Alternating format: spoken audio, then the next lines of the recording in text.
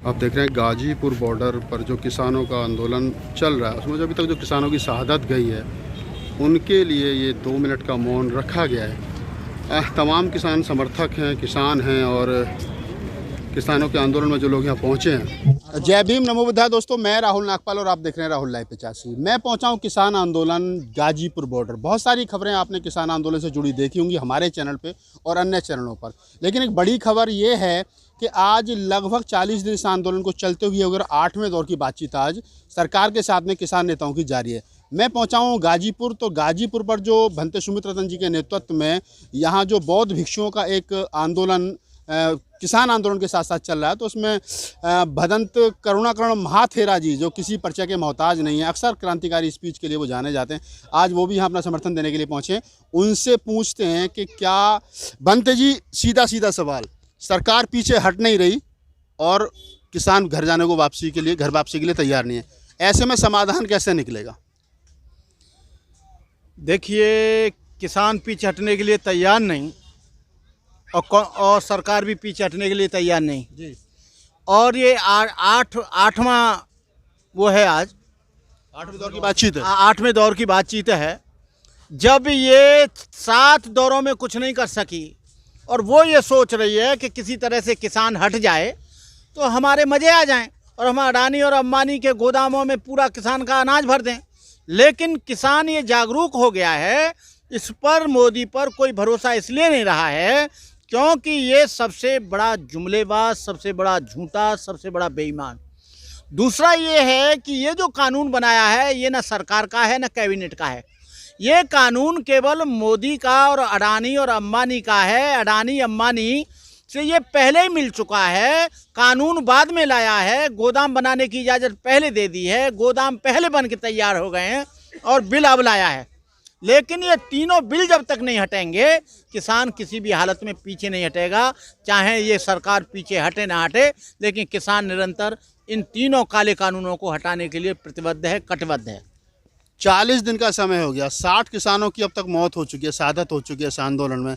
बुजुर्ग किसान हैं, छोटे छोटे बच्चे हैं। कल बारिश हो रही थी और बारिश में टेंटों में पानी घुस गया, मतलब बिस्तर भीग गए, लोगों के कपड़े भीग गए। ऐसे में लंबे समय तक आंदोलन को चलाना आप नहीं लगता कि मतलब ज़्यादा खतरनाक साबित हो सकता है और जैसे जैसे सर्दी बढ़ रही है? देखिए, ये पहले कोरोना का डर दिखा रहे थे। जब पंजाब से किसान सिंधु बॉर्डर पे आए तो बोले कोरोना है, और कोरोना में एक भी किसान अभी तक नहीं मरा है। सारे के सारे या तो इनकी जो पानी की बौछारें हैं, जो तेज पानी की बौछारें उन पर छोड़ी गई हैं वाटर कैन से, उसके द्वारा मरे हैं, या वो किसी बीमारी के द्वारा मरे हैं। और कुछ जो है इनकी गलत नीतियों के कारण जिन लोगों ने सुसाइड किया है, इनकी बुरी नीतियों के कारण उन लोगों ने सुसाइड किया है। बाकी कोई कोरोना से नहीं मरा है। नहीं, कोरोना से तो नहीं मरा, लेकिन मेरा कहने का मतलब ये है कि जिस प्रकार सरकार पीछे नहीं हट रही है और किसान भी पीछे नहीं हट रहे हैं। राकेश टिकैत जो किसानों के नेता हैं, उनकी कल भी स्टेटमेंट आई है कि हम या तो जब तक बिल वापसी नहीं तब तक घर वापसी नहीं। तो दोनों तरफ से अगर एक तरीके से हट धर्मी पर अड़े रहेंगे तो फिर बीच का रास्ता क्या निकलेगा, जबकि सरकार जो 50-50 के मूड में है? भाई, बीच का रास्ता कोई है ही नहीं राहुल जी। बीच का रास्ता क्या किसानों ने इनसे कहा था कि तुम बिल लाओ? क्या कैबिनेट में उसको पटल पर रखा गया था? क्या उसको टेबल पर रखकर बातचीत करी? रात में इन्होंने बिल बनाया, जैसे रात में इन्होंने नोटबंदी कर दी, रात में इन्होंने जीएसटी के लिए बना दिया, रात में इन्होंने एट्रोसिटी एक्ट ख़त्म कर दिया, रात में इन्होंने आरक्षण ख़त्म कर दिया, रात में इन्होंने जो लोगों की पेंशन थी वो ख़त्म कर दी। अरे रात में तो ये करते हैं, इसका कोई मतलब नहीं है भाई। सरकार तो कह रही है हम जो बिल लेकर के आए वो फ़ायदे का बिल है। अरे फायदे का बिल है, जब तुम हमको खाना खिलाना चाहते हो, हम खाना ही नहीं चाहते हैं, फायदे का है, तुम हमारा फायदा मत करो। पहले कहते थे कि दुगना इन किसानों का आंदोलन कर देंगे। अरे क्या फायदे का है? फायदे का तो ये पहले भी कह रहा था, पहले भी इसने कहा था कि 15-15 लाख रुपए तुम्हारे अकाउंट में आ जाएंगे, वो भी एक फ़ायदा हो रहा था। हम काला धन लाएंगे वापस, वो भी देश के नागरिकों में बांट देंगे। कौन सा फ़ायदा हुआ भाई? 2 करोड़ लोगों को नौकरी देंगे, वो भी फ़ायदा का था। कौन सा इसने फ़ायदा कर दिया? एक भी फ़ायदा नहीं है। ये किसानों को गुमराह करके उस बिल को नहीं हटाना चाहता, इसलिए 8वें दौर का इसने दोबारा बुलाया है। और व्यापारियों का जो फिक्की का सम्मेलन हुआ था अभी पिछले दिनों, उसमें प्रधानमंत्री नरेंद्र मोदी ने कहा था कि हम तो किसानों को माला माल करना चाहते हैं, हम तो किसानों को मतलब एक तरीके से उनकी गरीबी दूर करना चाहते हैं, लेकिन किसान के समझ नहीं रहे हैं। अरे ये किसानों को माला माल नहीं करना चाहता, अडानी और अंबानी को माला माल करना चाहता है। अरे भाई कौन सा तू माला माल करना चाहता है?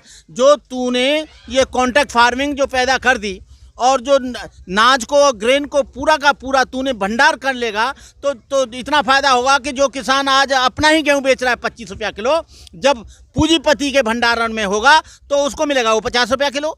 जो दाल आज मिल रही है 80 रुपया किलो, वो उसको 150 रुपया किलो मिलेगी। ये फ़ायदा करेगा? मतलब तो कोई रास्ता बीच का नहीं है कि ना तो किसान हटने को तैयार है, ना सरकार झुकने को तैयार है। 8वें दौर की बातचीत अभी जारी, अभी तक कोई ऐसा मतलब लग नहीं रहा। 60 लोगों की मौत हो चुकी है। मतलब मैं एक बात पूछना चाहता हूँ कि जैसे बौद्ध भिक्षुओं का जिस प्रकार से समर्थन इस आंदोलन को मिल रहा है, आप भी आज यहाँ पहुँचे, अन्य धर्म ग्रंथी जो अन्य धर्म के मानने वाले लोग हैं, चाहे पंडित पुजारी हैं, चाहे मतलब और हैं, सिख धर्म के अनुसार और लोग क्यों नहीं निकल करके आ रहे हैं? अरे भाई ये प्रश्न तो उनसे पूछो। हम लोगों को आप निकल करके आए, आप किसानों के समर्थन, आप किसानों के समर्थन में निकल कर आए, और भी तो लोगों को आना चाहिए। और लोगों को आना चाहिए, लेकिन जो लोग किसानों के प्रति हमदर्द नहीं है, जो किसानों का खाते हैं, किसानों से दक्षिणा लेते हैं, किसानों से खाना खाते हैं, किसानों की दाल लेते हैं, किसानों का चीनी लेते हैं, किसानों का चावल लेते हैं, जब वो नहीं आ रहे हैं तो उसके लिए उन्हें स्वयं सोचना चाहिए कि हम जो पहला निवाला खा रहे हैं ये किसान के द्वारा पैदा किया हुआ है। जो दाल हम खा रहे हैं ये किसानों की पैदा की हुई है। जो हम चावल खा रहे हैं किसानों की पैदा की है। ये जो चीनी पैदा की है ईख के द्वारा जो आई है, शुगर केन के द्वारा, ये किसानों के द्वारा पैदा की है। जो लोग जानते हैं, जो गोबर खाने वाले लोग हैं, जो गौमूत्र और गोबर की और गाय की बात करते हैं, वो लोग नहीं आ रहे हैं। और जो ये जानते हैं कि हम लोग अन्न खाते हैं, वो लोग आ रहे हैं। पिछले दिनों किसान नेता राकेश टिकैत ने एक स्टेटमेंट दी थी जो ब्राह्मणों को बहुत ज़्यादा बुरी लगी। उसके कारण देश भर का ब्राह्मण लामबंद हुआ और राजस्थान में एक पंचायत हुई जिसमें एक चेक किसान नेता राकेश टिकैत को दिया गया है। राकेश टिकैत ने कहा था, शायद आपको पता होगा, कि जब हम यहाँ पर भूखे प्यासे बैठे हैं और जिन मंदिरों में हम चढ़ावा चढ़ाने के लिए जाते हैं, आज वो ब्राह्मण, आज वो पुजारी यहाँ एक चंदा तक, मतलब एक दाल रोटी तक देने के लिए नहीं आए। इसके कारण ब्राह्मण, मतलब जो पुजारी, बहुत ज़्यादा नाराज़ हैं और उन्होंने एक तरीके से फतवा जारी किया है कि वो राकेश टिकैत का विरोध करेंगे। आना तो दूर, उन्होंने फतवा जारी और कर दिया किसानों के खिलाफ।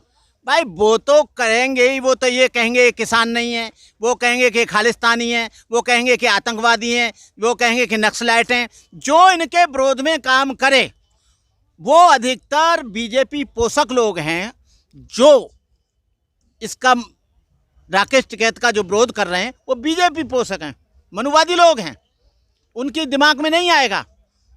अनाज तो वो भी वही खाते हैं जो किसानों का आता है। अनाज खाते हैं, लेकिन वो पोषक उनके हैं। ये यहाँ तक रहिए, केवल दान दक्षिणा दीजिए, आप भोजन दीजिए, खाना दीजिए, रोटी दीजिए, मरे का दीजिए, गिरे का दीजिए। बाद बाकी किसानों के आंदोलन को सपोर्ट करेंगे जब मानेंगे हम तो कि ये किसानों के साथ हैं। नहीं, वो तो कह रहे हैं कि हम किसानों के साथ हैं, लेकिन ये नकली किसान है, किसान है ही नहीं। असली किसान तो गाँव देहात में पड़ा, उसे इतनी फुर्सत कहाँ वो एक महीने तक रोड पर बैठा रहे। नहीं, ये सारे के सारे असली हैं। फिर ये बातचीत करने के लिए क्यों नकली लोगों को बुला रहे हैं? जब वो नकली हैं तो असली वालों को बुलाएं, इनसे बात नहीं करें। क्यों बार बार परेशान हो रहा है? क्यों बुला रहे हैं? 8वीं बार भी बुलाया है, 6वीं बार भी बुलाया, 4थी बार भी बुलाया, 5वीं बार भी बुलाया, फिर क्यों बुला रहे हैं? यह तुम्हारी दृष्टि में ये नकली हैं तो बार बार वार्ता के लिए क्यों बुला रहे हो? क्योंकि तुम जानते हो कि नकली कह के हम इनके आंदोलन को फेल कर दें। नकली कह के ये यहाँ से उठकर चले जाएं। कोई उठकर नहीं जाएगा। सरकार का तो मोदी प्रधानमंत्री से पहले जो मुख्यमंत्री थे, हमेशा से उनका, अगर आप राजनीतिक कैरियर देखेंगे तो उनका रहा है कि आंदोलनकारियों को पहले वो थकाते हैं और फिर हटाते हैं। लेकिन इस बार पहली बार ऐसा लगा कि ना तो किसान थकने को तैयार है, ना हटने को तैयार है। लास्ट में चलते चलते बनते जी, मैं यही पूछना चाहता हूँ, आप किसानों के साथ कब तक रहेंगे? हम किसानों के साथ जब तक रहेंगे जब तक इनका आंदोलन चलेगा। हम कोई हटने वाले थोड़े ही हैं। जब तक ये आंदोलन चलेगा और तीनों काले कानून वापस नहीं होते हैं, तब तक बौद्ध भिक्षु संघ और बौद्ध धर्म के अनुयायी हम लोग उनके किसानों के साथ हैं, कंधे से कंधा मिलाकर। धन्यवाद।